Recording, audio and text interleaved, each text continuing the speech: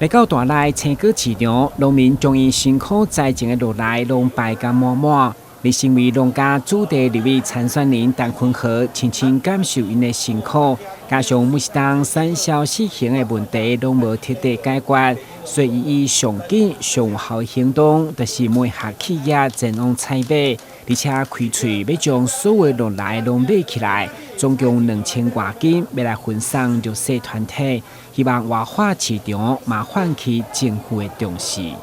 果农，咱的农民。伊认真咧生产，迄伊的工课，但是呢，要安怎甲行销出去，要安怎会当销伫咱的国内，甚至会当外销伫国外，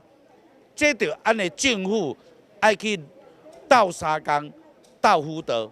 嘛袂当单靠农会还是家己运销班。所以呢，咱的政府对农业政策，尤其水果的这个行销。应该要有固定的组织。今年采购完了，那明年呢的代志，今年就要开始计划。虽然是大选年，不过陈坤和也未参选之前，每一档都拢在关心，尤其大内落来产量占全国14%，直到产季断出，农民真正唔知要安怎销，所以陈坤和的小听嘛，互因相当感动。今年落地的产量吼过济啦，拢俗啦，今仔日议员来遮吼，甲阮在果农帮忙吼，感觉足欢喜的啦。量济啦，个雨水济啦，